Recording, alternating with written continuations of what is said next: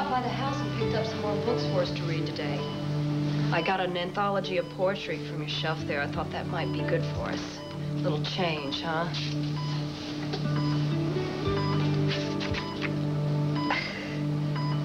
Whither? I can't believe that. You have the corner of this page turned down. Great or good or kind or fair, I will ne'er the more despair. If she loved me, this believe, I will die ere she shall grieve. If she slight me when I woo, I can scorn and let her go. For if she be not for me, what care I for whom she be? I love that poem, too. It's just amazing to me. And here you have the corner turned down on the thing. Our tastes are so much alike, Steve. I mean, I can understand Wuthering Heights, but Whither, he's pretty obscure. Don't you think? I wish we could talk about all this stuff. Who's out there? I wish I could. Who's been by my side all this time, reading to me so lovingly?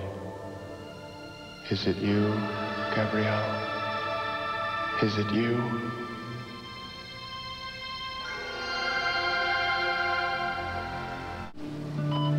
How many people know this side of you, Steve? I mean, does anybody? Because all I've heard is that you are quite the cowpoke. Maybe that's the illusion, and the real man is here in these letters and in these books and in the poems and... I don't know. Who are you? I don't know you. I know a lot of... Why are you here? Your voice. I know now that it isn't Gabrielle's. And if it isn't Gabrielle, then who is it? Why is this woman so patiently reading to me? Why did she go to all the trouble of finding my favorite passages? She seems so sweet and so kind.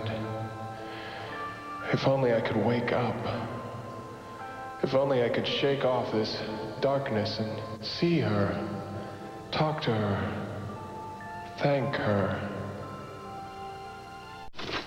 Brenda. Hi. I was just on my way over to the hospital. I thought I'd stop by and pick up a few more books for Steve. Sure, come in. Great, thanks. You got through all of those already? Yeah, can you believe it? I think there are a few volumes of poetry left upstairs. I thought I'd take those over. Of course. I want to thank you for all the support you've given with Steve.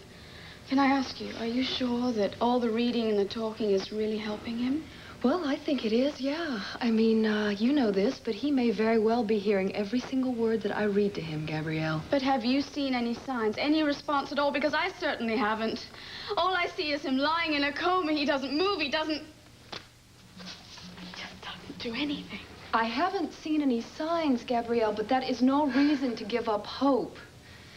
Your husband is a fighter, and I have been spending a lot of time over there, and I have this feeling that he's going to be coming out of this thing eventually. When? 10 years, 20 years, when his son is fully grown and I'm an old lady looking back with just the nights that I spent sitting by a man in a hospital bed.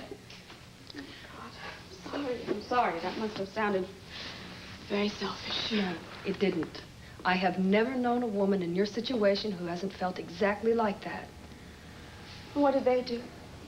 Well, some of them stuck it out and regained their faith that their husbands were going to be coming back to them. And some of them just can't make it, you know, and they give up hope and they start a whole new life for themselves. The ones who gave up hope, do you think they were wrong?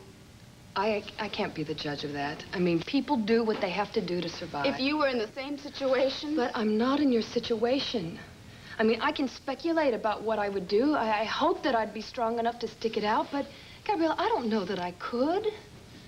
And that's not the important thing right now. The important thing is that you listen to your own heart. I wonder what Steve would want me to do.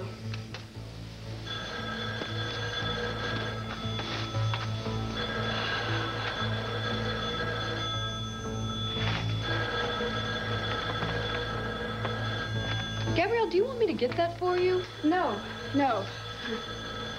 That could be the hospital or It's not. I checked with the nurse on duty. Well, I can just at least take a message or No, something. please. If it's important, they'll call back.